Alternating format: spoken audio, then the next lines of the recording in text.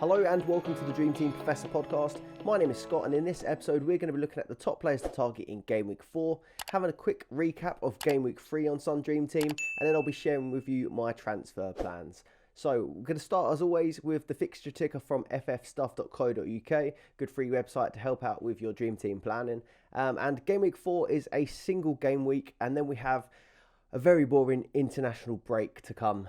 So pretty much 2 weeks of no football or no Premier League football at that point. But I've split the grid into two sections. So we have the teams with Europe and the teams without Europe. And I'm going to look all the way from Game Week 4 until Game Week 7 on this fixture ticker, because we have a lot going on at the minute. We just had Premier League action. We just had Carabao Cup action. And then we had the Carabao Cup draw last night. And then we've got a lot of other draws going on as well. So we've got the Champions League draw taking place today. We have the Europa League and Europa League Conference draws taking place tomorrow. We even have Aston Villa's Europa League Conference qualifier second leg tonight, although they're already 5-0 up on aggregate. So we're pretty sure they're going through. But it's been really hard. So that's why I've been taking a little bit more time on this one to get it out, because we wanted to see what those Carabao Cup draws were going to look like, because now all the European teams are in there as well. If I'd waited any longer to do the Champions League draw and the Europa League draws, this video would never have gone out in time by the deadline. So we'll leave it how it is today. So we've got the teams that have European football at the top. Between now, Game Week 4 and Game Week 7, these Champions League, Europa League Conference teams will play 7 fixtures, and most of them are made up of 4 Premier League games, 2 European fixtures, and then 1 Carabao Cup fixture. And then I've added a few teams that are not in the European competitions: Chelsea, Spurs, Brentford and Palace, just because they seem like they're the teams that are on form and have quite good players to pick from at the moment. But Chelsea played just the 5 games they went through in the Carabao Cup. Obviously no European football. Tottenham unfortunately went out of the Carabao Cup, so they will only play 4 fixtures in the same time where some of these European sides will play 7. So they're 3 fixtures light, essentially. Brentford play 5 and Palace play 5. Both of these teams went through. But these Carabao Cup draws have been added, and there are quite a few spicy ones in there. So Man City have got Newcastle. Man United have got Crystal Palace, and then they actually have a back-to-back game with Crystal Palace because they faced them in the league straight after. Arsenal have drawn Brentford, so I guess David Raya would have been planning to play Raya maybe in that Carabao Cup game, but now they can't because he's on loan. Liverpool face Leicester, Villa face Everton, Brighton and Chelsea, another tough tie in that leg. West Ham have drawn Lincoln, I believe that is. Chelsea, we've already done them. They've got Brighton. Spurs haven't drawn anyone. Brentford, Arsenal and Palace, Man United again. So yeah, some really tough fixtures in there for the Carabao Cup. And then obviously, like I said, we've got the Champions League draw coming today, the Europa League draw coming on Friday. So we can start planning what we want our sides to look like heading into those double game weeks. Without that European information in front of me, it does make it a little bit hard. So my transfer plans might change from what I've looked at already, but we've still got to push on anyway.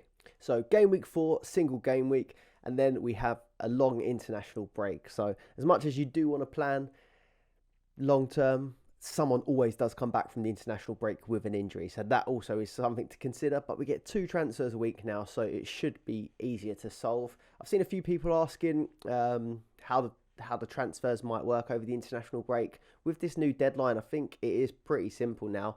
You just get 2 transfers before each deadline. Obviously, you can decide to roll them over if you wanted to. I don't really see the point. But we'll have 2 transfers before the Game Week 4 deadline, which will be this Friday. And then we have 2 transfers before the Game Week 5 deadline. So we'll kind of have 2 transfers just to play around with over the international break, all the way up until 1 hour before that first kickoff. So some things that I noticed from looking at this fixture ticker. So Man City obviously have got great fixtures still the whole way through, almost till Game Week 8 when they face Arsenal, but even Arsenal's a great fixture for Man City. They're likely to get a good draw because they've done so well in the Champions League, I imagine. So, yeah, I don't think that's going to be affected by this Champions League draw. City, maybe some opportunities to use boosters in Game Week 5 or Game Week 7. In Game Week 5, they face West Ham away from home, and then they'll have a European fixture. Or even Game Week 7, they face Wolves away from home, and then they'll have a Champions League fixture after that. So Wolves, West Ham, not great attacking sides. If they do seem to get like a decent Champions League draw next to that, that could be maybe one to use, park the bus. But it just feels a little bit too early in the season to be getting enough budget to afford all of these City defenders. So that's another thing to consider. It might be quite tough, but there might be another booster that you want to use instead. Game week 6 or 7, that could be okay for Manchester United for maybe using a booster. They've got now, in Game week 6, they've got a back-to-back game with Burnley and then Crystal Palace in the Carabao Cup. And that follows up with Crystal Palace in the Premier League at home, and then a Champions League game, so maybe that could be a good one. Man United will be a lot cheaper to target if you did want to go for like a park your bus or one of the other chips. Looking at Arsenal and Liverpool, both the fixture runs are quite mixed really. So Arsenal this weekend have got Man United, followed by Everton, which is a good fixture. But then they're going to have a Champions League fixture and Spurs, which is pretty tough. Brentford, Bournemouth, both away games, one in the Carabao Cup, one in the Premier League, look okay, and then a Champions League fixture. So towards the end, in Game Week 7, that could be a one to look at, a double game week for Arsenal, Bournemouth, and then Champions League.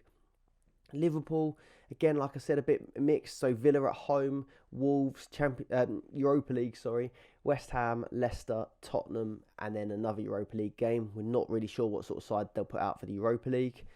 But then Newcastle have a really good run coming up in Game Week 5. It's got a little bit tougher actually with this inclusion of the Man City Carabao Cup game. But they face Brighton away from home this weekend. But then they've got Brentford, Champions League, Sheffield United, now Man City, which is tougher, and Burnley at home, and then another Champions League game. So this is the start of a really good run for Newcastle, minus whatever they might draw in the Champions League and against Man City. But Newcastle have looked so good already. So I think this is going to be a really good one to start looking at these Newcastle defenders again. West Ham are a bit of hit and miss. They've got Luton away from home on Friday, which looks like a really good fixture. But then they've got Man City, a European game, and then Liverpool. So 3 tough fixtures in a row there. And it depends what they do in that Europa League game now, because they have City and Liverpool either side. There might be a bit of rotation in midweek. Then Lincoln, Sheffield United look good, and then another Europa League game. So it looks pretty good from about, I'd say, Game Week 6 or Game Week 7 for West Ham. Brighton have got some tough games coming up, including City and Liverpool in Game Week 8 and 9. And then coming on to those non-European sides, all of them have drawn pretty hard Carabao Cup games. So Chelsea went through, they've still got a really good fixture run, but then they've drawn Brighton in the Carabao Cup. Spurs, I've mentioned them. Brentford have drawn Arsenal, and Crystal Palace have drawn Man United, and that's a back-to-back away games at Man United, so tough for Crystal Palace as well. I'm not against holding a few of these non-European players, and we're going to touch on a few in a minute, but people like James Maddison seem to be hitting bonus all the time. Raheem Sterling's had a really good week, and he seems to be doing well on bonus. You've got Eze as well, who's looking pretty reliable for bonus, so I'm not entirely against keeping some of these non-European players, but it is just something to consider when someone from Spurs might play 4 versus a Man City who may play 7. Man City are a bad example because they rotate a lot, but like a Bruno Fernandes, if he's got 7 fixtures, you expect him to play sort of 6 or 7, whereas if you've got a Maddison, he could end up playing just the 4 games. So it's something to consider, but I'm not totally against going with some non-European players to start off with.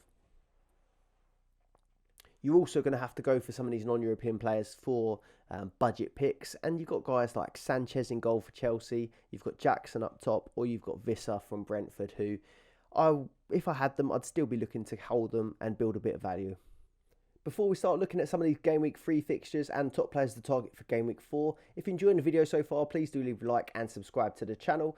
And also, if you're after some more Dream Team content, I'm partnered with the Dream Team Tonic podcast. They had a podcast go out last Sunday. Unfortunately, I couldn't be on it, but I've listened back to it already. It was a really great episode. I'll leave a link in the description below for that episode. So check that one out. And let's go on to the Game Week 3 fixtures and players to target. Right, on to some of these Game Week 3 fixtures. And we'll start off with my team, Arsenal. And it was a disappointing 2-2 draw against Fulham. I was at this one and yeah, couldn't help come away from it quite disappointed with how it went, really. Two silly mistakes. One coming from Bukayo Saka, who actually done pretty well on Dream Team. So he got 14 points in that game. I didn't think he had a particularly good game at all. So I was really surprised when I came away from the game and saw that he'd been given 14 points. Got 3 bonus points. He had 2 shots on target, made 2 tackles and created 1 big chance. He was also back on penalties. I was actually right behind the goal for the penalty. Ødegaard picked up the ball, but you know how it goes now. They swapped it over. And Saka put that one away quite well. So it looks like they're probably going to be rotating on penalties, which isn't great from a fantasy football standpoint, but it's better than none at all. I think I still would have kept Saka. 14 points. If he's scoring 14 points in a game where he's quite quiet, to be honest, in a quieter game for Saka, if he's scoring 14 points, I think that's really quite promising. And he looks like he's going to be one of these players, a bit like Bruno Fernandes, where if he does nothing, gets no attacking returns, he gets 5-6 points, but then when he does finally hit a goal or an assist, he ends up with something like 14 points. I think he's going to be a really valuable asset, so I'm going to be keeping him in my team long term. And even with a game like Man United coming up, we saw what he did against Man United last season. I think he's still a hold despite the fixtures getting a little bit tougher. Martinelli, 4.3 million. Now, this is where it gets quite strange in terms of actually being at the game and then looking at the points. He ended up with just the 5 points. And to be honest, he looked so much more dangerous than Saka during that game, in my opinion. Quite a few people saying that he's been a bit off the pace lately, but I think it's just because he hasn't been getting those attacking returns. I think he still did look really dangerous in that game. He's down to 4.3 million now and only got the 5 points. And I must say, although he does look dangerous when he's sort of running at defenders, he had a couple shots on target as well. Something just quite isn't right on that left-hand side of the pitch at the minute. I think because we keep swapping the left backs, the left centre-backs.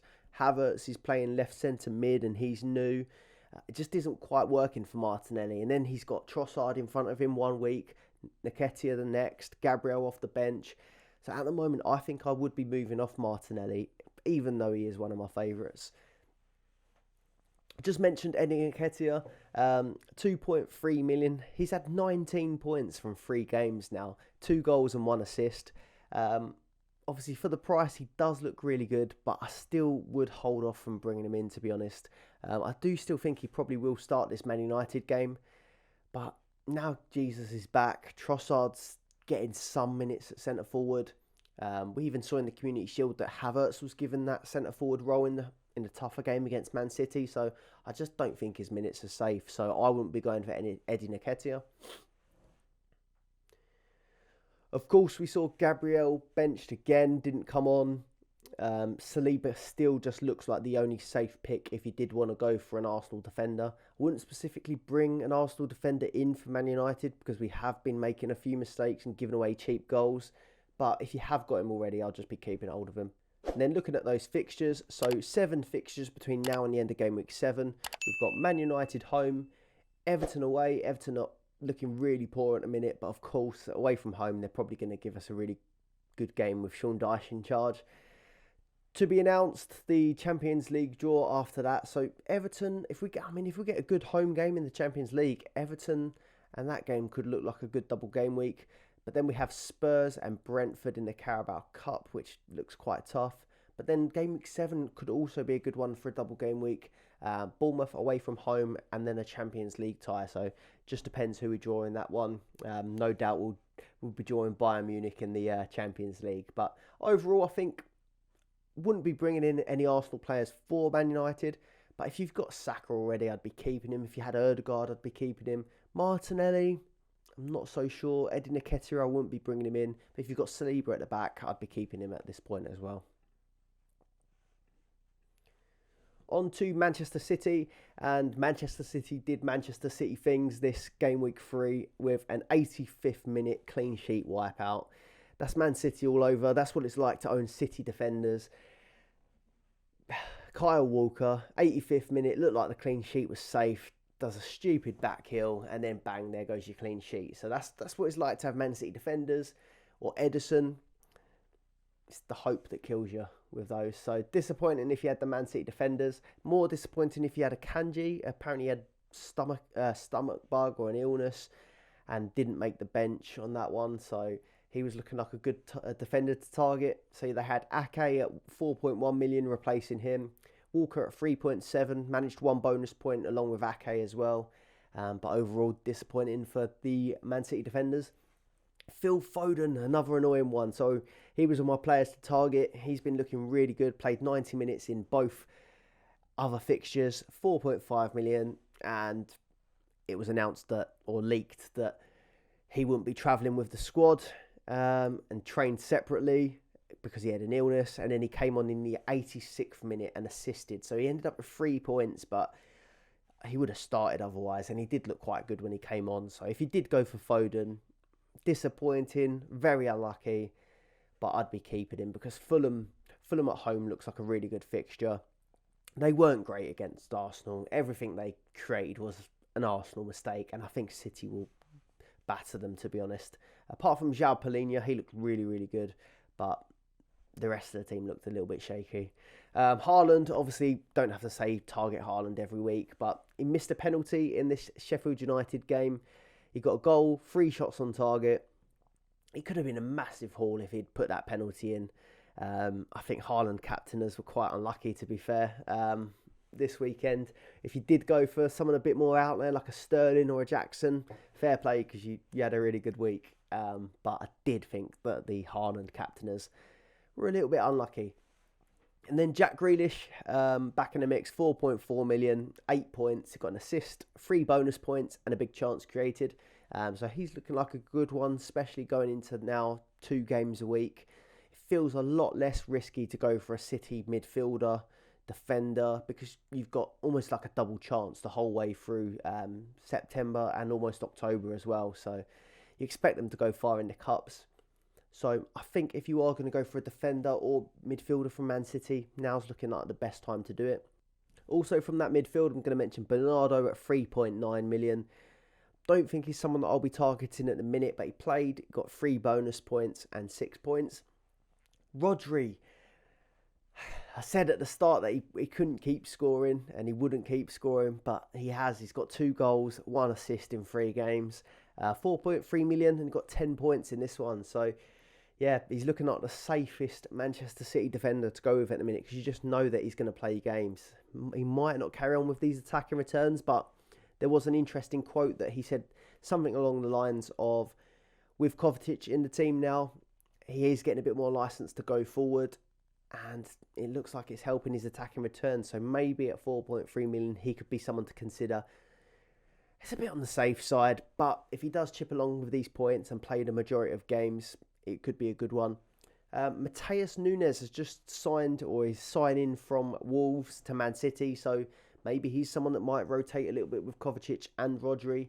2.7 million, but I wouldn't be bringing him in myself. And then Cole Palmer from Man City at 1.9 million. He's moving from City to Chelsea by the looks of things. So if he does end up starting at 1.9 million for Chelsea, that is ridiculous value. But you just know with Chelsea, don't you, that nothing's really guaranteed. They've got so many options. I'm not sure whether he starts every game. So looking at their fixture run, Fulham at home, West Ham away. They've got the Champions League draw that's not out yet, but then they've got a home game against Forest, an away tie in the Carabao Cup against Newcastle, away tie at Wolves, and then a Champions League game after that. So again, these Champions League double game weeks could look quite good for using some chips. West Ham away and then Champions League. Then you've got Wolves away and Champions League at the end of game week 7 or end of September. So 2 Champions League double game weeks that could look quite good there. Or even game week 6, Nottingham Forest at home and then Newcastle away in the Carabao Cup. It's just with City there is always that risk of rotation, but as double game weeks go, these could look really good. Then on to Manchester United and a poor defensive showing from them. So they were 2-0 down in 4 minutes. Awoniyi again carrying on his great scoring run. So their fixtures are a little bit mixed at the start. They get a bit tougher at the start. So 7 fixtures between now and the end of Game Week 7. Arsenal away, Brighton at home. Looks tough. After Brighton, they've got a Champions League draw, but we're not sure who that is against yet. We'll find out later today. Game Week 6, though, double game week. Burnley away, Crystal Palace at home in the Carabao Cup. That looks like a good double game week. And then depending who they draw for that second Champions League game, they'll have Crystal Palace at home and then a Champions League game. So Game Week 6 or Game Week 7, they're looking like good double game weeks there for Man United. And I mentioned it earlier, if you can't sort of get to a Man City defence or part of the bus, Man United are going to be quite low in numbers with no Luke Shaw at the minute. Varane's got a knock, so it might be a bit easier to predict that Manchester United backline. They're linked with Cucurella at the minute from Chelsea, but it looks like they'll probably be playing Dalot and Wan-Bissaka on the wings. And God knows at the back, is it going to be Lindelof and Martinez, I guess. I can't see Maguire coming back. So, yeah, it might be a bit easier to predict this backline if you did want to go for a park of the bus. Players to target and how Game Week 3 went. So Bruno Fernandes, I think he's just going to be a stick and pick for me. 6.2 million, he's got 14 points. And he finally did come back with some attacking returns. So a goal and an assist from him. The goal was from the penalty spot. He had 3 shots on target, 3 tackles, and 2 big chances created. So 14 points. And like I said with Saka, if he's not really getting attacking returns, he's still getting like a solid 5 or 6 points. And when he does get an attacking return, those points do rocket. So Bruno Fernandes is a really good pick, I think, at the minute. And I'd be sticking with him this whole run. Rashford is getting some attacking returns finally. No goals yet, but it's his second assist of the season. 1 shot on target and the assist there. So 7 points. Still wouldn't be overly happy with how it's been for Rashford. 6 million, 7 points. He's probably going to go down in price again. Yeah, it's not been a great time, to be honest, for some of these premiums. It looks like you've really got to do a lot to avoid the price drop. I've had it with Salah, I've had it with Son already, who we'll come on to. But it looks like you need to be hitting double figures now on this game if you're sort of a £6 million player and above. So yeah, it's looking quite tough. Rashford, he always does fairly well against Arsenal. Brighton, although it is a tough fixture, they are leaky. So yeah, it's a tough one whether or not you stick or twist on Rashford. I haven't got him. I wouldn't be bringing him in. But there is an argument to keep him if you had him already. And then the goals in that game came from Casemiro and Eriksen. Not really players that I'd be considering at this point. Casemiro, 3.9 million. He got 11 points. 5 tackles, which is pretty good. 2 shots on target. But I just think there's a few more exciting picks that I'd rather go with at the minute. But he's another player that probably will play most of these games. So that is something to consider as well. If you're comparing him to someone like an Eze, like an Mbuemo, you're going to get more minutes out of Casemiro. Man United have got a lot of injuries at the minute. So Varane is out injured. Shaw is out injured. And it sounds like the Shaw one could be quite long term. Which means you've got some quite cheap defenders, actually, that this is probably as cheap as it comes for defenders that are going to be playing regularly and playing in the Champions League as well. So Wan-Bissaka, 3.3 million, and Dalot, 3.4 million. So I don't have any Man United defenders at the minute, but these two have taken my attention. But Cucurella, 3 million, looks like it could be going through quite quickly, although he did play in the Carabao Cup yesterday. So whether or not that holds things up, I'm not sure. Maybe it's not as far as we thought, but I think Wan-Bissaka and Dalot could be really good picks. Maybe if you just wait until after the international break, I think that would be the best bet. And then one last thing I wanted to add on Manchester United is Rasmus Højlund, the new signing, 4 million. I just saw a quote from Ten Hag saying he is near. Today, for the first time, he came into team training, so next week I expect him to do a full week. He is very near to making the squad. That quote was on the 25th. So, yeah, he's had a bit of time training, and no doubt another new signing from Man United will probably get his debut against Arsenal coming off the bench or something. So, yeah, not looking forward to seeing that one, but might make Man United a bit better going forward. On to Brighton, and it was a disappointing one for them. Smash and grab from West Ham. Absolute counter-attacking masterclass. So 3-1 to West Ham against Brighton. Highlighted a few things. João Pedro, 2.3 million. I've got him out already, but if you haven't taken him out, I'd say get him gone, to be fair. De Zerbi just taking the mick. I think he got asked about João Pedro. Will he be playing? And his reply was Ferguson will be playing in this game. Don't like his attitude, De Zerbi, and I definitely don't like him when it comes to rotation now. So João Pedro, I'd be getting him out. And keeps changing goalkeepers as well. When I'm on De Zerbi, he keeps changing his goalkeepers around now. He'd said it at one point that he'd be rotating his goalkeepers, but not between cup competitions like some of the more hipster managers like to do. He's not rotating between cup competitions. He's just going to rotate between Premier League games because it's fun. So Steele wasn't in goal, and how do I pronounce this guy's name in goal? Verbruggen played in goal. So if you were thinking about having a Brighton goalkeeper, I wouldn't bother. He's a weirdo. So no Brighton goalkeepers for me. March, 2 points. Matoma, 3 points. Estupinian, 3 points. All the big hitters were blanking, really, for Brighton this game week.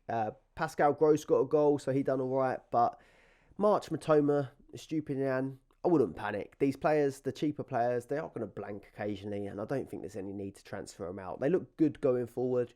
They just look a little bit leaky at the back. So maybe Estupinian, if you're after these clean sheets, you might be reconsidering him, but I do think he'll come good as a hold.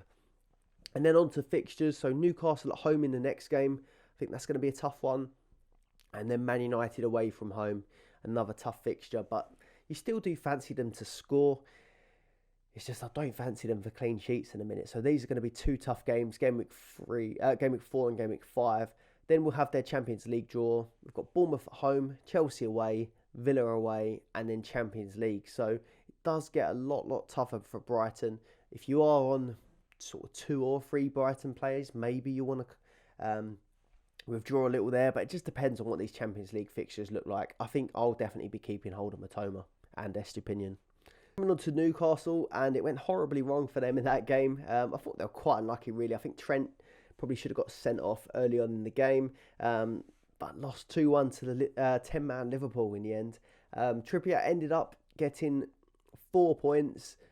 3 of that were bonus points, and he did get the minus point for a yellow card. It's getting near the point where I'm really starting to consider Trippier now. So Trippier is on 7 bonus points already, 13 points in total. And if you remember back to before the start of the season, we were looking at the players that are going to benefit off this new point scoring system. Trippier was right up there. He was a massive point scorer last season. He's got Champions League now as well. So the fixtures are starting to look really good for Newcastle. He's a bonus points magnet, and I'm even thinking about going a little bit early on him if I can. Game week 4, Brighton away from home. Like I said, Brighton are obviously going to be dangerous, but then the fixture run does get good. It's been disrupted a bit by getting Man City thrown in the middle of it, but it still looks okay. So Brentford at home, then a Champions League tie. Sheffield United away, Man City in the Carabao Cup at home. Burnley at home, and then a Champions League tie. So again, a lot depends on the Champions League ties, what they look like for those double game weeks. They probably are going to get a really hard draw. But if it's a home tie, Newcastle in the Champions League at home, I think they're going to do well. So I think Trippier from this Brentford game onwards is going to be a must in my team. So yeah, Trippier, I'm going to put him on players to target. One thing that might kind of go against it is Botman went off with an injury. I'm not sure how serious that is, but they have got reinforcements now. I've marked Gordon, got 11 points, 2.6 million. He grabbed the goal, got a bonus point and 3 shots on target. But I wouldn't be bringing him in just because this rotation with Barnes would really wind me up. So he seems to be always subbing off for Harvey Barnes, which understandably 2 great players, but it's not very good for Dream Team in my opinion. Obviously, when we get onto 2 games a week, Isak and Wilson will be getting a lot more minutes. But again, for these points, for appearance points and stuff like that, I just think that I want to have a striker that I know is going to play 90 minutes every week. So Isak, Wilson, they're going to be good point scorers, but again, they're ones that are going to probably wind me up, I think. So it's up to you whether you go there. But 72nd minute, Isak come off for Wilson, and I think that's going to be a regular occurrence. On to Liverpool. Like I said, 2-1 win against Newcastle. Not sure how they pulled that one off. Virgil van Dijk got a red card, -2 points. One match ban, but possibly could be extended because he swore at the referee on the way out. Trent, 5.6 million. Unlucky not to get sent off really early on. Finished with 2 points. And across these 3 games, he's averaged 3 points per game, which is really disappointing for a defender that started off at 6 million. He's now 5.6. He's probably going to go down like 0.2 or 0.3 again. So we could be picking up Trent at about 5 million when these Europa League matches get drawn. But I think I'm going to be looking towards Trippier, to be honest with you. So we'll wait and see how it goes, but it's not looking good for Trent so far. Alisson, 4.3 million, got 7 saves in that game. Obviously, they had 10 men, picked up 5 points. And if he ends up playing these Europa League games and all the cup games as well, I think he could be a really, really good pick. It just takes up a big chunk of your budget. Luis Diaz, wouldn't panic if you had him. It was really unlucky. 4.2 million. He's looked really, really good. But because Virgil got sent off to bring another defender on, they brought Diaz off the pitch. So blank for him, but I think I'd still stick with him. McAllister, I've highlighted him at 3.7. 3 bonus points, 6 points. I just think maybe he could be back as an option. Now he's not the deepest mid. They've got, is it Endo, this new CDM, and they still keep getting linked with a few new players. So if they do carry on playing this CDM, McAllister looked like he played a bit further forward. So perhaps he could be back on the menu, but not someone I'll be going for at the minute. And then Salah, low down on the list here, 6.7 million. He grabbed an assist for one of the Darwin goals, got 6 points. So it's an okay return, but again, he's another premium striker that's already gone down from 7 million. And now he's probably going to go down again because just 6 points doesn't seem like it's enough to cut it if you are a premium player. And yeah, he's probably going to be heading towards the low 6s eventually. So yeah, unless he does really sort of find some form and start hitting some goals, he's going to be going down a lot again. I took him out of my team for Son. I think there was 1 point between it. I think Son finished on 5, Salah finished on 6, but I went for Son because of the extra Carabao Cup game. Didn't pay off. I was looking at bringing Salah back in because I do think he has looked fairly good as well. And the fixtures do look okay. But I started toying with what I can do without having that extra premium striker. And I'm liking a bit more how I can move towards these European ties. So that's going to be a big thing for me to consider whether I do keep with this premium setup and bring him back in, or if I spread the funds a little bit, because it does look like these cheaper players are performing quite well at the minute. And then Darwin Núñez at 3.6 million, 12 points off the bench. In the 77th minute, he came on and he banged 2 goals. So perfect performance from Darwin Núñez. But will I be bringing him in? Maybe he gets that Villa game as a reward, but I wouldn't be going there at the minute. So Villa at home, Wolves away, Europa League, West Ham at home, Leicester at home, Tottenham away, and then Europa League. These fixtures are actually looking quite good, and it just depends what sort of Europa League side they put out. So if you're a Liverpool fan, let us know in the comments below if you think you're going to be playing the likes of Salah and Trent in those Europa League games. Maybe will you be playing Alisson as well, or do you have I don't even know who your backup keeper is. So do you think the big hitters are going to be playing in those Europa League fixtures? Let us know in the comments below.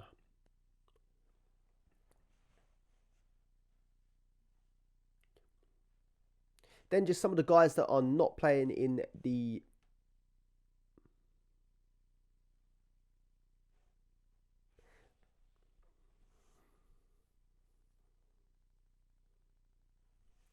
Then a quick look at West Ham and Villa. So West Ham, great result against Brighton. Doesn't matter how you get the points, they got them. Bowen, 4.6 million, got 13 points for a goal and an assist, and he's looking really, really good at the minute. Someone, depending on the draw, someone I will be considering, to be honest. He's a bit more expensive than I would like for a West Ham player, but you just know that he's going to play sort of every game at the minute. So a few tough ones in there. So Luton at home on Friday looks like a really good fixture on paper. but it's away from home. I think it's their first game at the new stadium, so I don't think they'll be quite as weak as they were in some of those other games. Man City at home obviously is going to be tough. Europa League and then Liverpool away from home. So they're 3 tough fixtures in a row. But with a player like Bowen, maybe it just feeds into him a little bit because they do like playing this counter-attacking football. You saw what happened up against Brighton. They could surprise people. After that Liverpool game, they're away at Lincoln, home to Sheffield United, and then they have a Europa League game. So 7 fixtures, they don't look terrible. Apart from Man City and Liverpool, I think they look alright. And for an attacking player like Bowen, I think Man City and Liverpool aren't the worst. James Ward-Prowse, 3.6 million. He's having a great start. So he got 2 assists last week. He got a goal this week and 9 points. 3.6 million. He's looking like a good one if he ends up playing all of these games. Antonio, just never can get my head around this player. 3.1 million, 10 points. It's his second goal of the season and he's looking good. 3 players really there that you might want to keep your eye on with these Europa League games coming up. And then a new signing, Kudus, 4 million, come from Ajax, 18 goals, 7 assists in 42 appearances last season. So an attacking player with a lot of goal threat, assist threat. He could be a good one, but just 4 million for a new signing at West Ham just feels a little bit too expensive for me to go there. Then on to Aston Villa. Villa had a really good result at the weekend against Burnley. A 3-1 win. Matty Cash got 2 goals in that one. 2.5 million, 16 points, and a brace inside 20 minutes. Playing a lot higher up the pitch as well, so kind of out of position. Also hit tackle bonus, which is just another method where he could end up picking up points. It's just whether or not you think that he's going to play every game. On the FF stuff, you've got question marks here for their potential European fixtures, but they're 5-0 up against Hibs already, so that second leg, something would have to go drastically wrong for those games to miss out. So Liverpool away, Crystal Palace at home, Europa League Conference, Chelsea away, Everton at home, Brighton at home, and then Europa League Conference. So I expect that Villa probably will take this competition really seriously because Emery is a European tournament mastermind. So yeah, Matty Cash, he could be a good one if you're looking for someone a bit cheaper with these European fixtures. Diaby at 3.3 million. I'm loving this player at the minute. So 12 points. He got a goal and an assist in that game. And he's on 2 goals, 1 assist out of the last 3 fixtures. So again, Diaby looks like a really good player to target at 3.3 million. If you've got him in now, he's probably going to price rise as well. So it looks like a good time to maybe jump on him. Liverpool fixture at the weekend looks tough. But Liverpool again look quite leaky at the back. So you would expect that Villa could score against them, and if they do, Diaby could be one of them. Or it could be Ollie Watkins, 4.4 million. He's had 3 assists this season. He's assisting, he just isn't scoring the goals at the minute. All of his goals did come in that Europa League Conference qualifier that did not count. So at the minute, no goals for Watkins on Dream Team, but I'm sure they will come. And with these European nights, there could be more chance for him there. And Digne, 2.1 million, got an assist in that game as well. He looked pretty good, 2.1 million. So Cash and Digne, if you think they're going to be getting minutes in these double game weeks, then they could be ones to target. They're a little bit cheaper than some of the big boys. On to some of the guys that don't have European football. Chelsea, so they had a really good week. If you bought in Chelsea players in the Carabao Cup and in the Premier League as well, but they faced Luton. They're not going to face Luton every week, but they did look pretty good. So Sterling, 3.6 million, got 18 points, 2 goals, 1 assist, 3 shots on target, and a big chance created. 3.6 million, he's going to go up in price. He does look very good for the price at the minute. So Sterling, I think he's a good player to target, especially with Nottingham Forest coming up, Bournemouth away from home coming up, and then Villa, Brighton, and Fulham. These fixtures do still look pretty good all the way up to game week 8 for Chelsea, and Sterling at that price does look appealing. No Europe, but they have got the Carabao Cup fixture now because they went through. Gusto at 2.4 million, got 13 points, 2 assists, 1 bonus, a big chance created, and then the clean sheet points as well. So Gusto does look good, but there's an international break coming up, and Reece James, I think they only said he was going to be out for weeks. So I guess there's a chance that Reece James could be back after the international break. That's just something to consider. If you did see Gusto and think, oh yeah, got to get him in because he done well, there is a chance that if Reece James comes back, he might make way. Jackson, 2.4 million. I'm still not 100% sure whether I think he's a great pick.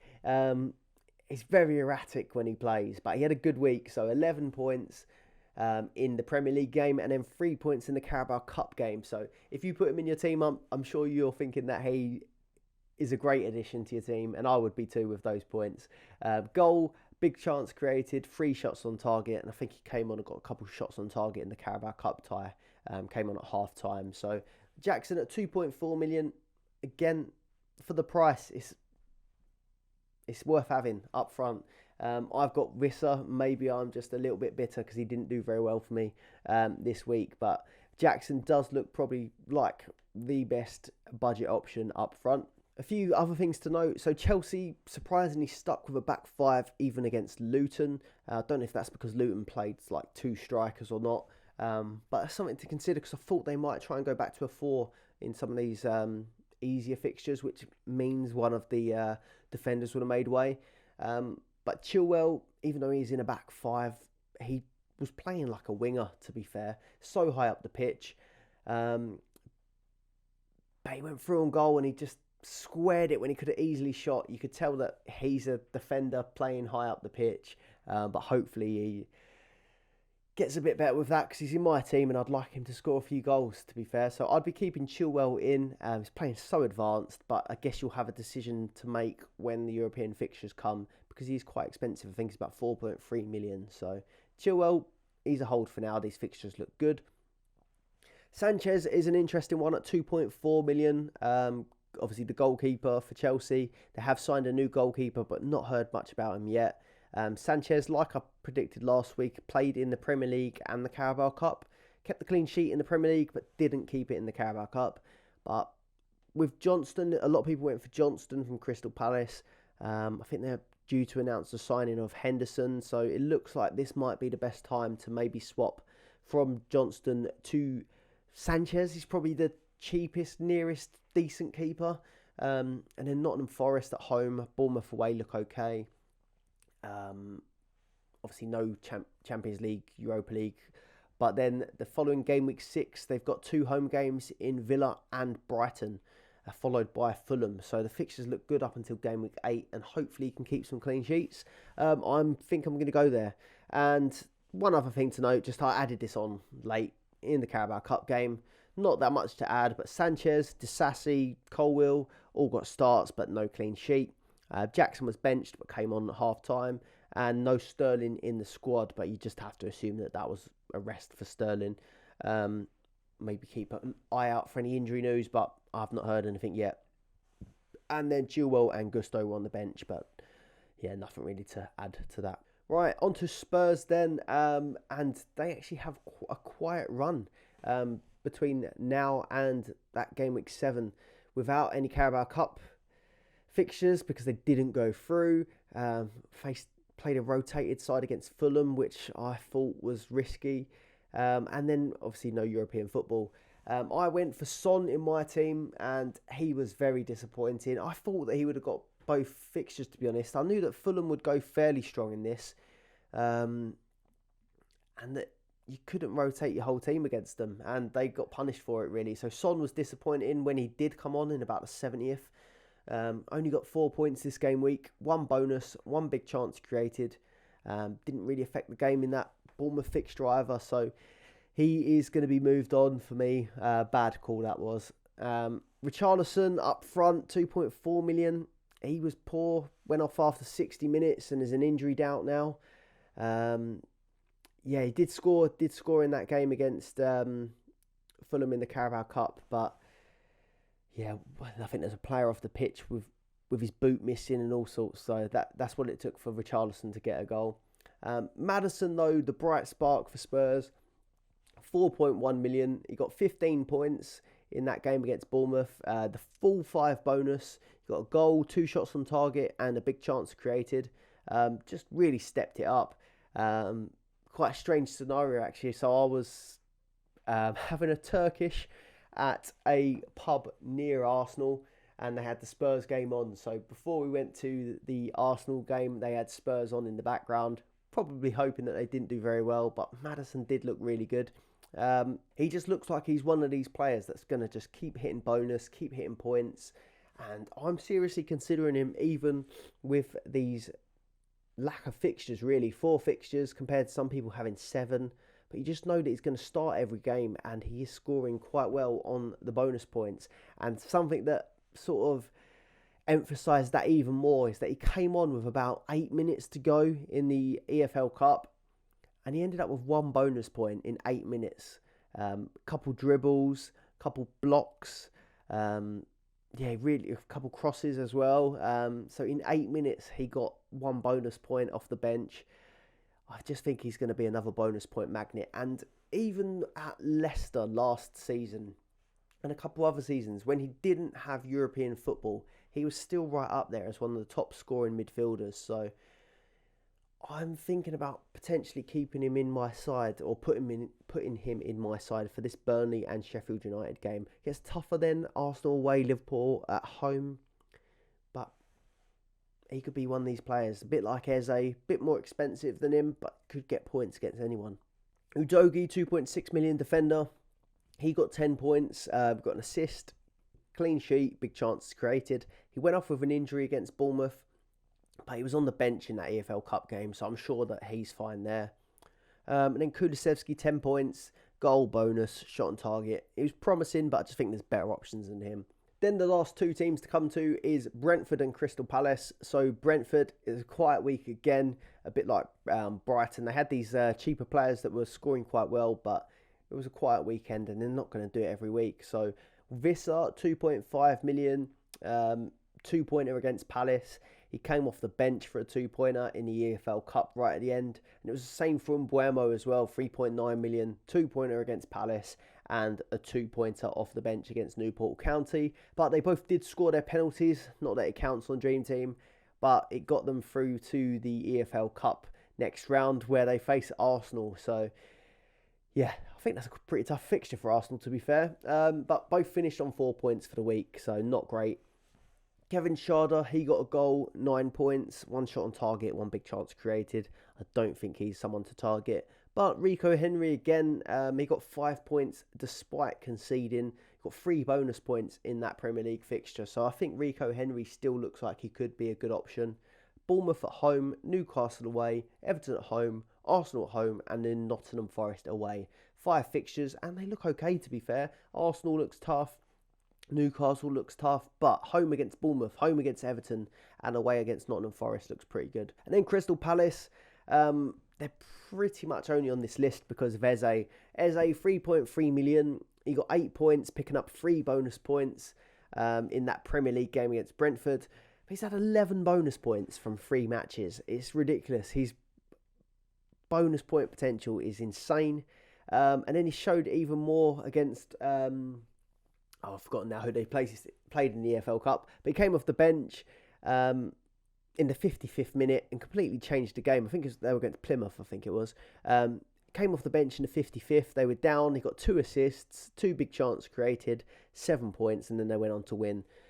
15 points for the week, and he's the 3rd highest scoring midfielder in the game behind Saka and Maddison.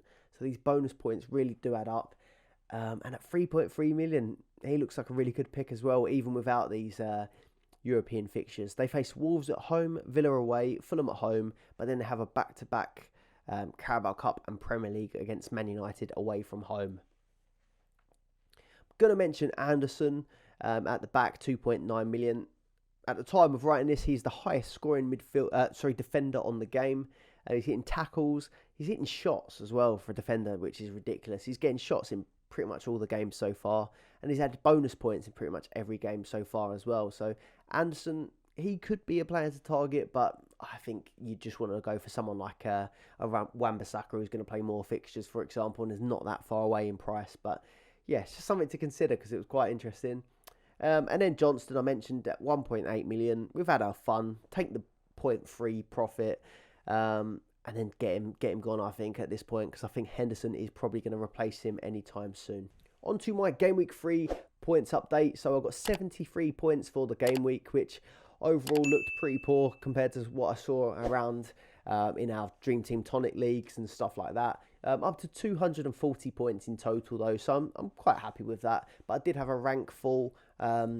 I can't remember what was that now. I was around 1 or 2k, but now I'm down to 7.1k, so red arrow there. And that is mostly down to not having these Chelsea boys. The Chelsea guys delivered, and Brighton and Brentford didn't. I've got Mbuemo and Vissa, both got me 4 points. Estupiñán and Matoma both got me 3 points each, so quiet there. Johnson in goal, 3 points. He played the double game week, which I thought he might, but he didn't really do it, did he? 3 points in total. Saliba, 2 points. Disappointing game for Arsenal. Chilwell hit 7, clean sheet against Luton. That was fine. He'd done well. Didn't play in that second game, but we'll take that. Bruno Fernandes, 14. Saka, 14. Looked really good. Matoma and Mbuemo, I've just mentioned those. Haaland, he was my captain, got me 14. I think we were unlucky not to get more from that. Son, you've got to write that off as a bad call, to be fair. Jackson was the one up front. Who delivered, not Son. And yeah, I wish I'd gone for Maddison now. I think if Maddison, there wasn't that little injury doubt. I know there was team news that come out late. I think it was on Friday for the press conferences that it'd be okay. But I just wasn't completely sure. So I went for Son. Thought he might do it in the double game week because I thought Maddison, if he does play the Premier League, they won't want to play him twice. But yeah, Son, 5 points. Wasn't what I was hoping for. And then Vissa with 4 points up front for Brentford. Again, a little bit disappointing. So the big scores were Bruno and Saka. And obviously Haaland. Chilwell done okay, but the rest, it was a pretty average week for them. And I've probably fallen behind the guys that went on Raheem Sterling and Jackson. And even differential captains as well. So yeah, fair play if you did that. Let me know who you captained. Let me know who your best point scorer was last season. Unless it was Sterling, I don't want to hear it. Right, on to my Game Week 4 plans. I'm finding this really tough. This is going to be on my rough plans because until we know what these Champions League draws and Europa League draws are, it's hard to really tell you, to be honest, set in stone, because we could see some really good fixtures come up. But these are my rough plans as it stands. So I've got 5 players without Europe, and ideally I'd want to start moving towards having players that do have Europe. I've got Son, I've got Vissa, Mbuemo, Chilwell and Johnston, all without Europe. Son, underperforming price. He's not looking great, and his price is going to fall as well. So he's someone that I'm looking to take out. I've got Johnston. His position's under threat. I think Sanchez is going to be the move there, so it's just a matter of when. I've got Vissa and Mbuemo who don't have European football, but I'm actually happy to keep them for the moment. Bournemouth at home, Newcastle away, Everton at home, and then they've got the Arsenal game thrown in there as well. And then Chilwell, I don't really feel like that one's urgent, even though he's not in Europe. He's got Forest at home, Bournemouth away, and Villa at home. And then the Carabao Cup game has been added as well. So out of that, it looks like Johnston and Son are the most urgent things that I need to fix, to be honest. Although I've got other people that don't play in Europe, they look like the ones that I need to solve straight away. I want Salah back. I could easily do Salah straight back in for Son. But with Salah, there's a bit of uncertainty around whether he might go to Saudi. He's taken up a big chunk of budget and his price is going to probably fall again. So these are the reasons why I'm having second thoughts on taking Salah out. Another note, I'm quite interested in bringing Trippier or Newcastle defenders in for the European ties. My initial thoughts were maybe do Son out to Salah, but both will fall in price. But then do Mbuemo to Diaby from Aston Villa. I'm really liking him at the minute. Mbuemo's got a good fixture though against Bournemouth. And then Diaby faces Liverpool, so maybe it's not the right time to do that move. And then when I started to have a little look around to see what I can do when I take Salah out of the equation, I was really quite liking my options for the next couple of weeks. So I'm at the minute aiming towards moving like this. So Johnston out of goal and gets Robert Sanchez in from Chelsea. I know he doesn't play Europe, but he's 2.4 million and they've got good fixtures coming up. So if I can just get him in, they keep a few clean sheets, his price rises, and then a bit later into Europe, I can get one of these top keepers. That would be a nice plan if it goes well. And then I'm looking actually at Son to Maddison, which I know does go against getting players in for Europe and getting players that are playing maximum fixtures. I mean, I think Maddison, did he have 4 fixtures versus some people having 7? So 3 fixtures less is a big difference. But he just looks like he's going to keep getting bonus regularly and high scoring points. So the next 2 fixtures look really good for him as well, Maddison. So I'm wondering, could I maybe get Maddison in for the first 2? I've got a placeholder around between 4 and 5 million, and then that could easily become a Man City player or premium defender later on. So at the minute, I'm looking Johnston to Sanchez and Son to Maddison, although it doesn't take me any nearer to having more European players, which is a little bit risky. But it does give me £2 million in the bank. And then if all goes well, I'm then looking to maybe go Mbuemo to Diaby the following week. And Chilwell, I'll be able to upgrade him to Trippier with the extra money that I'll have left, and it will still leave me roughly 0.5. I say roughly because we don't know which way the price changes will go, but I'll have roughly 0.5 left in the bank after bringing Trippier, Diaby, Sanchez and Maddison in. And that 0.5 might let me upgrade someone to a City defender or a City midfielder potentially. So that's roughly what my plans are at the minute, but I keep saying roughly just because if we get some really good home Champions League fixtures come up, or some good fixtures for West Ham or Villa, I think I could still tear this up. So keep an eye on the YouTube community page, like this video and subscribe to the channel, because if you subscribe to the channel, you'll see these community posts when I post my final transfer plans out. But it will be really, really close to the deadline, so don't rely on me too much there. This is what it would look like. Sanchez in goal, who will face Forest. I'll have Estupinian, Saliba and Chilwell at the back. Saliba plays United. Estupinian plays Brighton, so not expecting much from those two. But Chilwell against Forest, I'm expecting that to go fairly well. Bruno and Saka, although they play against each other, I don't see any team keeping a clean sheet in this one, so maybe they'll get in the points. Mbuemo, Bournemouth at home looks nice. Matoma, Newcastle at home. Maddison, Burnley away. I think that looks good, and I think he'll do well. Haaland at home, and then against Fulham, and then Visser at home to Bournemouth. And I think, again, I'm just going to go for Haaland as the captain. I don't think there's any need to take any unnecessary risks, and I still don't think that Fulham looked very good against us. So, yeah, I think the armband is going to be on Haaland. That is everything for this video, so please do leave a like and subscribe to the channel to get kept up to date with all the latest Dream Team content. And if you're listening on Spotify, please do give us a follow on there as well. And if you're after a bit more Sun Dream Team content, head over to the Dream Team Tonic podcast and check out their latest episode. Link in the description below.